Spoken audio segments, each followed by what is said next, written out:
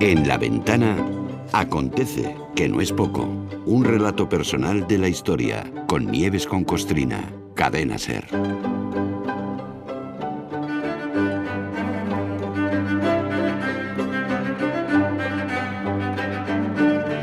Es abrir la ventana a esta hora y en este día y casi que huelo la cocina de Nieves con Costrina, que conociéndote, Nieves, buenas tardes. Hola, buenas tardes, Marta. Seguro que estás ya a tope con el horno y Bien. todo lo demás. No va a ser cosa de horno, pero vamos, está ya todo hecho, está todo preparado, solo para calentarlo un poquito, cortar el jamón. Qué rico. Muy bien. Acontece especial, vamos a remontarnos hoy a un hecho histórico que ocurrió un 24 de diciembre, aunque poco tuvo que ver con una noche de paz y noche de amor.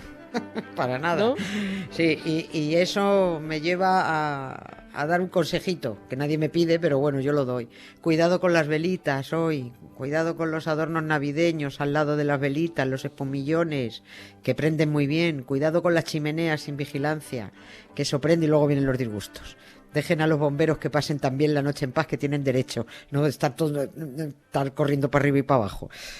El 24 de diciembre de 1734 hubo un incendio muy gordo en el Alcázar de Madrid, gordísimo, que estaba en el mismo sitio pues donde ahora está el Palacio Real, eso que vemos ahí en la Plaza de Oriente, pues ahí estaba el Alcázar. El incendio fue tan gordo y el Alcázar quedó tan perjudicado, esa mole de piedra además llena de recovecos, pasillos ahí angostos por donde corrió el fuego como loco, lo poco que quedó en pie, que fue prácticamente nada, pues todo ennegrecido, con una peste a humo que tiraba para atrás, que dijeron los Borbones después de todo aquello: pues mira tú qué bien nos ha venido que esto saliera ardiendo. Así tiramos abajo lo poco que queda de este Alcázar tan ordinario que se hicieron los brutos de los Austrias y nos hacemos un palacio pues chupi mega guay, como tienen que ser los palacios para nosotros, blanquito, con sus dorados, sus espejitos, espacioso, luminoso, pues más mono, más acorde con nosotros los franceses, ¿no? Artísticamente hablando, aquel incendio fue una catástrofe, porque se perdió lo más grande y además con daños colaterales, porque aquello contribuyó un poquito más a opacar la figura de una grandísima pintora. Pero todo aquel desastre, al pertur de Felipe V y a su familia, la verdad, bueno, pues se la refanfinfló un poquito. Tanto que la rumorología aún señala al Borbón como principal sospechoso. Que no digo yo que no, pero bueno, yo que sé, que lo mismo sí.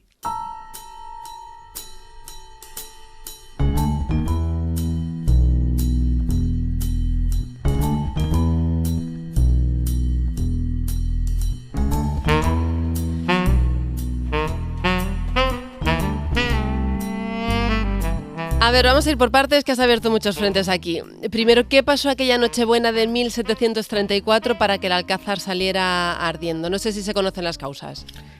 Sí, se conocen las oficiales, sí, y seguramente son ciertas, sabemos cómo se originó, pero no sabemos quién lo prendió, si es que hubo quien lo prendiera. Ya. Ojo, parece que el fuego se originó en las habitaciones del pintor francés Jean Ranc, que era el pintor de cámara de Felipe V. Los reyes se llevaban a los pintores a vivir a ratos con ellos, o a ratos a veces y a veces todo el rato, porque esto no es como ahora, que están allí y dice, venga, que venga el fotógrafo y nos haga un retrato, pues por ejemplo a las niñas, a Leticia y a mí comiendo sopa de acelgas en una mesa camilla, como si fuéramos pobres, ¿no? Antes requería mucho tiempo retratar a la familia y tenías que tener casi al pintor empadronado allí. Por cierto, en el Museo del Prado hay una pintura titulada La familia de Felipe V, que es el boceto del gran cuadro que pintó Jean Ranc y que se quemó en el incendio. Por eso solo se conserva el boceto, el borrador. Ese fue uno de los que se quemó. ¿Cómo empezó el fuego? Bueno, pues parece que la chimenea que estaba encendida en los aposentos de este pintor, de este hombre, se desmadró, o saltaría alguna chispa, nadie estaba al cuidado y como estábamos en Nochebuena, la poca gente de servicio que había en Palacio andaba de risas, pues pasados de copas seguramente, jaja, jiji. El fuego salió de la chimenea, pasó a las alfombras, las cortinas, las camas, los muebles, bueno, lo que suele ocurrir. El fuego fue corriendo, pero parece que es que nadie se percataba de que aquello estaba ardiendo. Hombre, que algunos llevaran un cebollón del 7, vale, pero que nadie se percatara de cómo iba corriendo el fuego por las estancias, pues no sé. A lo mejor el poco personal que había estaba haciendo la conga de Jalisco en el ala oeste de la Casa Blanca, no lo sé, ¿eh? Y no se percataron. Podría ser, no lo sé, la verdad. Pero la familia real no se dio cuenta, pero estaban allí. ¿O no? No, es que la familia real no estaba en el Alcázar. Este es otro motivo de sospecha. Felipe V y los niños y la Farnesio estarían o en los palacios del Buen Retiro o en la granja, que era donde lo que le gustaba a él, eso era mucho más de su gusto, con jardincitos al lado, mucho mejor pasar la Nochebuena o en el Retiro o en el Real Sitio de San Ildefonso que en el tocho del Alcázar. Por eso tampoco había mucha gente del servicio, porque los reyes no estaban y los tenían que estar atendiendo en otra parte. Y ya sabes tú que los reyes dan mucho trabajo y necesitan mucho personal. Los primeros que se percatan de que hay fuego son los frailes de un convento que había allí muy cerca del Alcázar, que es el convento de San Gil, un convento muy famoso. Pues son los frailes los que ven las luces del fuego, mientras los otros, pues nada, dentro del Alcázar seguían haciendo la conga. Ahí es cuando se da la voz de alarma. Empiezan a sonar las campanas alertando del fuego, que es como se alertaba, se tocaba fuego, bueno, pues para advertir y que la gente acudiera a ayudar. Pero claro, llega la segunda circunstancia, que vaya con la mala suerte, y es que como las campanas sonaron cerca de la medianoche, y ya sabemos que a esa hora hay una secta exitosa que celebra sus cosas con una misa que llaman del Gallo, todo el mundo se creía que las campanas llamaban a la performance de la misa, no que fuera un incendio, se creían que estaban llamando a la misa del Gallo. Los que se enteraron acudieron corriendo a ayudar a apagar el fuego. Y llegó otra circunstancia, y es que no se dejó entrar a la gente a que ayudaran a apagar el incendio por miedo al pillaje. Pensaron que si dejaban entrar a la plebe, pues que se iban a llevar los saleros o lo que fuera. You shake my nerves and you rattle my brain. Too much love drives a man insane. You broke my will, but what a thrill. Goodness gracious, great balls of fire. I let you love what I thought it was funny. You came along and woo, now honey, I've changed my mind. This love is fine. Great balls of fire. ¿Y cuál fue el balance del desastre? Que ya has dicho que quedaron apenas unos muros, porque probablemente hubiera salido más rentable que entrara la plebe, como decías, a apagar el fuego, aunque se llevaran los aleros. Pues te aseguro que sí, pero sobre todo porque el incendio estuvo activo durante 4 días. Se quemó todo. Se quemaron hasta los aleros, que no se podía llevar nadie, pues también eso se quemaron. Solo quedaron en pie la conocida como Torre de Carlos I y 2 fachadas del Alcázar. Pero lo peor fueron las obras de arte. Claro. Como antes no tenían mucha costumbre de hacer inventarios exhaustivos, no se sabe exactamente cuántas se perdieron. Hay un cálculo hecho. Se calculan que fueron unas 500 obras de arte. Pero pinturas de Rivera, de Tiziano, del Greco, Giordano, Rafael, Rubens, Leonardo, Tintoretto, Sofonisba Anguissola, que este es el daño colateral al que me refería antes. Sí. Entre las pinturas destruidas estaba el retrato ecuestre de Felipe IV de Rubens y del que hay una copia en la Galería Uffizi de Florencia. Hay muchas obras que se perdieron y otra gente dice, pero si esto lo he visto yo aquí o en otro lado. Ya, pero son copias de aquello. El original se perdió. También se quemó Venus y Adonis de Tintoretto, se quemaron los 12 Césares de Tiziano, la expulsión de los moriscos de Velázquez, que este cuadro ha sido además noticia este mismo año. Es curioso, pero algunas de las pinturas, o muchas de las pinturas desaparecidas en el incendio del Alcázar han generado y siguen generando tantas noticias como las que se salvaron, pese a ser obras que están desaparecidas, claro. Las de Rubens, que se quemaron, tienen mucha historia detrás, pero es que con eso también no nos podríamos entretener. Pero bueno, y por no dar solo malas noticias, Las Meninas de Velázquez fue una de las pinturas que se salvaron porque las sacaron por un gran ventanal, las tiraron por la ventana. Sí. También sacaron el famoso cuadro a caballo de Carlos V en Mühlberg, de Tiziano, ese que conocemos todos, que estaba con armadura encima de un caballo. Sí. En total se salvaron 1.192 pinturas. Y dirá alguien, bueno, pues no sé de qué nos quejamos, no es para tanto si solo se perdieron 500, pero bueno. Oye, has dicho que ha sido noticia la pintura de Velázquez que se destruyó en el incendio y ahora te voy a preguntar por qué, de la expulsión de los moriscos, pero ¿cuál fue el daño colateral que tiene que ver con la de Sofonisba Anguissola? Sí.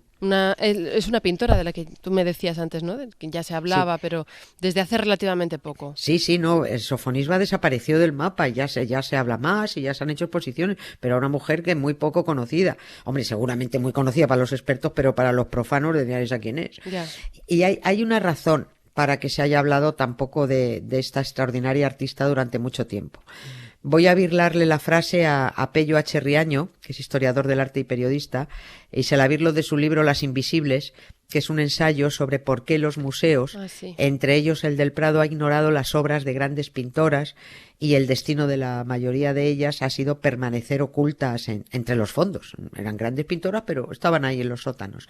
Es un libro muy chulo.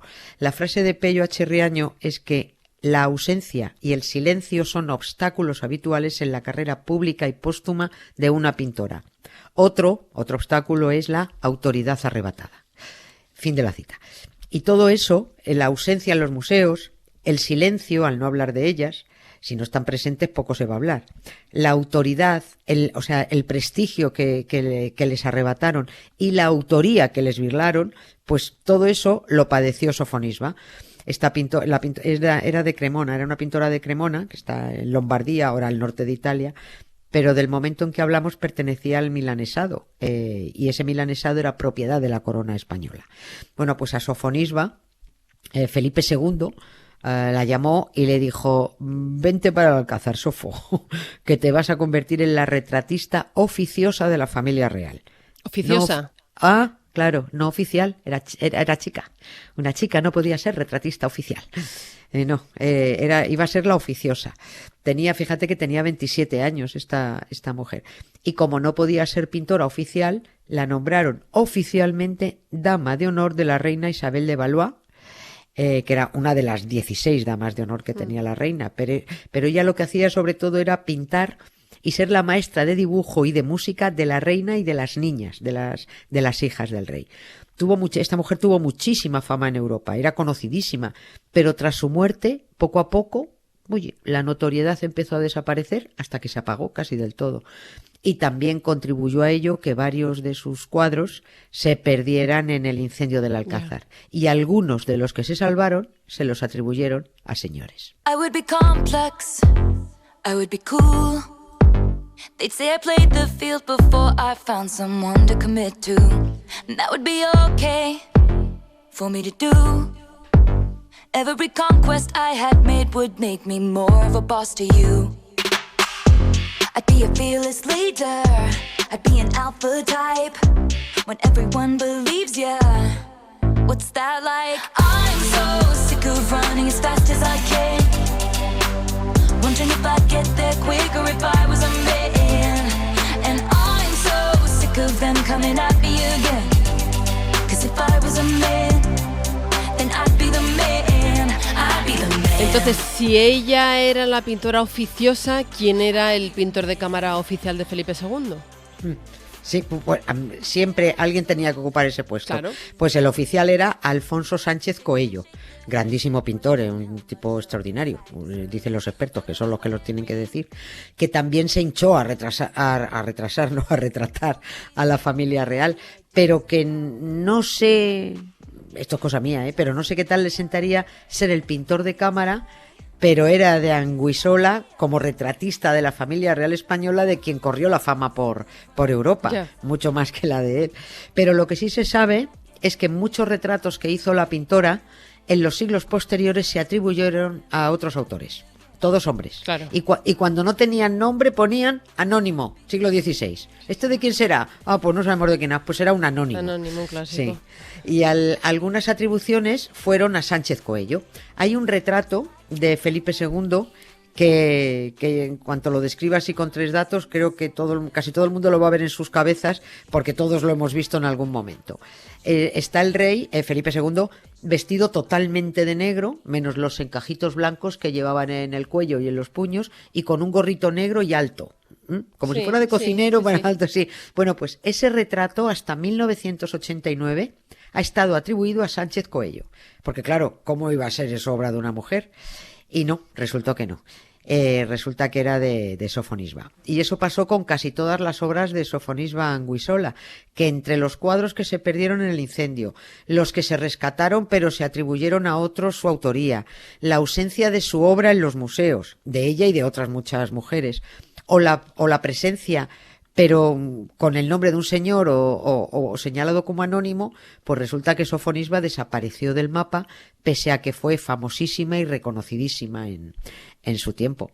Todavía en este siglo XXI, en el año 2012, hubo meteduras de pata museísticas y patinazos con una pintura de Sofonisba, que esto tuvo mucho recorrido en la prensa, que figuraba como de autor anónimo, que salió a subasta y que se podría haber comprado por 1.800 euros y cuando se dieron cuenta de quién era, el Prado acabó pagando 60.000, claro, porque no supo detectarlo a tiempo, ni el Prado ni los expertos del Ministerio de Cultura. Por cierto, y respecto a la ausencia de obras de mujeres en las paredes de los museos, esa pintura de Sofonisba, la que estoy mencionando, esa que salió por 1.800 euros y acabaron comprándola por 60.000, Giovanni Battista Caselli, poeta de Cremona, se titula, pues esa que compró el Prado no está expuesta. Está comprada, pero a no día está... de hoy. Sí, a día de hoy. No digo que tenga que estarlo, porque de eso no entiendo, no estoy diciendo eso, solo explico que eso, que no está expuesta. Oye, y por seguir con más historias de lo que se perdió en el incendio, decías que había sido noticia de este año el cuadro de Velázquez, La expulsión de los moriscos. Sí, es que un artista lo ha recreado, lo ha revivido. Fernando Sánchez Castillo, y lo ha hecho con la ayuda de la inteligencia artificial, que puede sonar mal así de entrada, pero no, pues a mí tampoco me gusta, pero en este caso verás que va a tener su sentido, y por supuesto de la inteligencia natural de una compañera que lo ha hecho, que se llama Paula García, una compañera artista. No es que hayan reproducido la pintura, porque eso sería trampa. Han hecho un vídeo de 4 minutos que empieza con una especie de manchurrón de humedad en una pared y terminamos viendo una pintura que probablemente se acerque mucho a lo que pintó Diego Velázquez. Aquel lienzo titulado La expulsión de los moriscos fue una de las piezas más valiosas que se quemó, por lo que representaba y por lo que supuso para el propio pintor, para Diego Velázquez.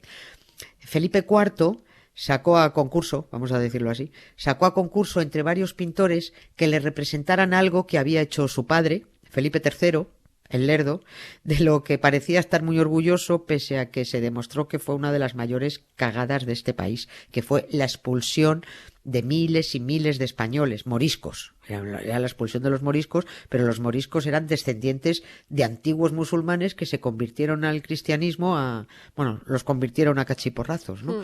Bueno, pues esa expulsión de miles de españoles de aquí, quitándoles todo, y encima hundiendo al país en una de las peores crisis económicas, porque se expulsó una ingente masa de trabajo. O sea que Felipe IV parecía estar orgulloso de lo que había hecho su padre, Felipe III, expulsar a los moriscos, pero aquello fue uno de los grandes dramas de este país.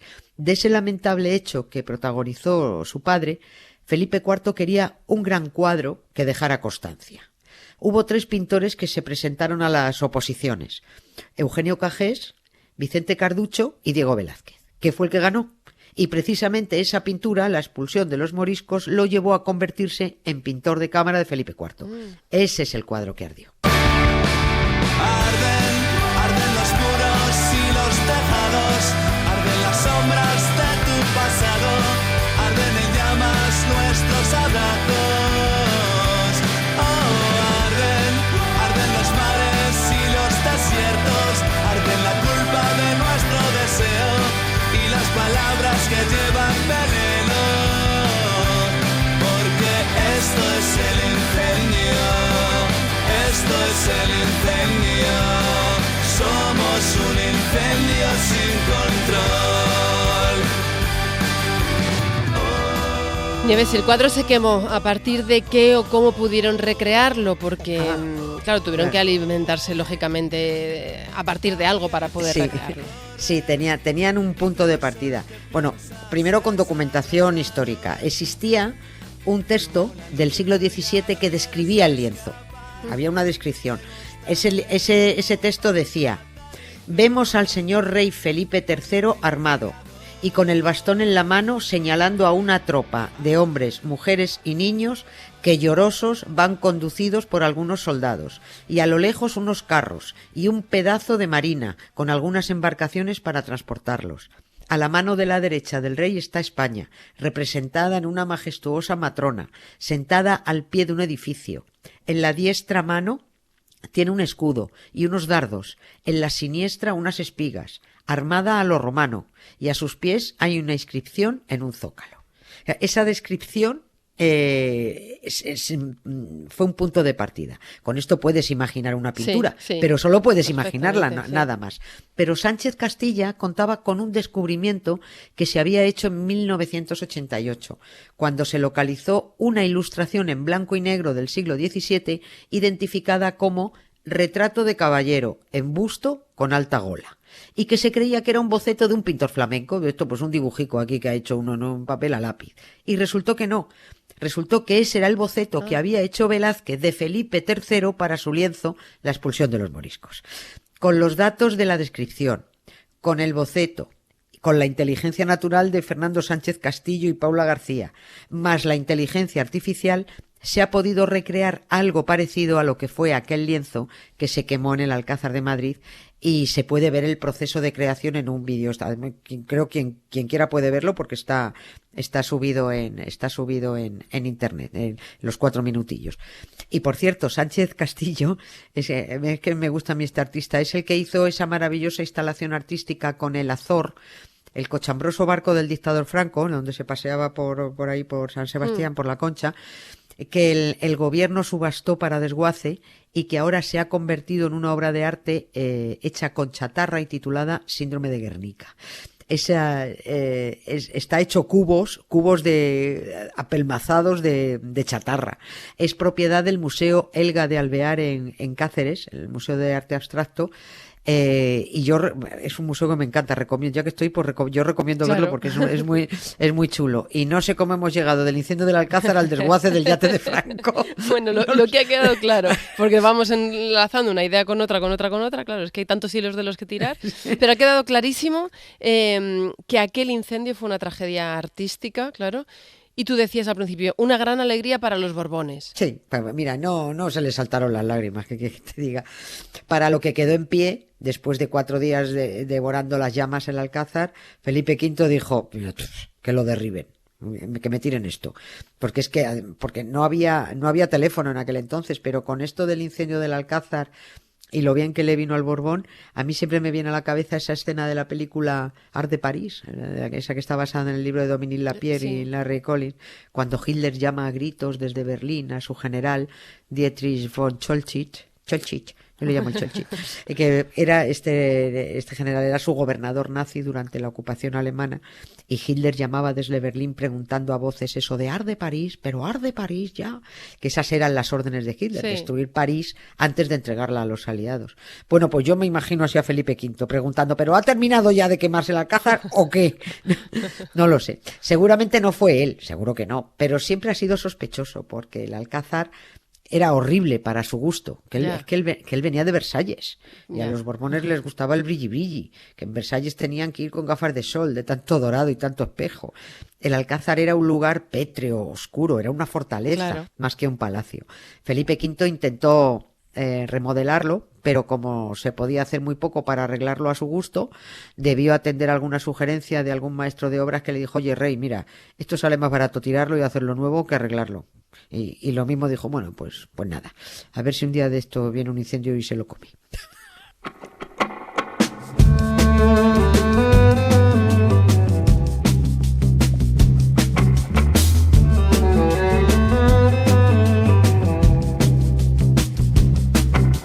Oh, I don't wanna ride on your shoulders and put you in the hospital. I just wanna roll away boulders, so they said it was impossible. Don't you know that I'm an irrepressible optimist walking with the fatal flaw? Nieves, que muchísimas gracias por estar aquí este día también. ¿Cómo te iba a dejar yo a ti sin nuestro acontece? No, acontece el 24 de diciembre, claro que sí. Que paséis una muy buena noche, Nieves, un besazo. Tú también, muchas gracias. Me voy a misa. Adiós. Beso. Make a picture, don't look so happy. All those scowling faces, all those furrowed brows, all those burnout cases, make them take a bow. About some smiling faces, come on and show us how. Never mind the braces, love you anyhow. We love you anyhow.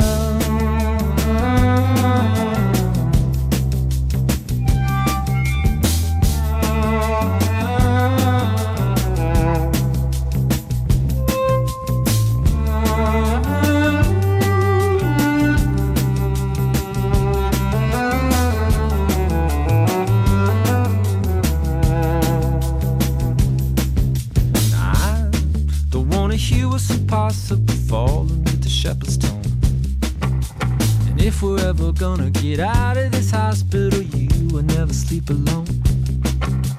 Listen to the cries of the wounded metropolis, denizens and tenterhooks. Listen to the cries of the pliable populace, giving us a dirty look. They're giving us a dirty looks, dirty looks. Now they're giving us a dirty looks. Make a picture,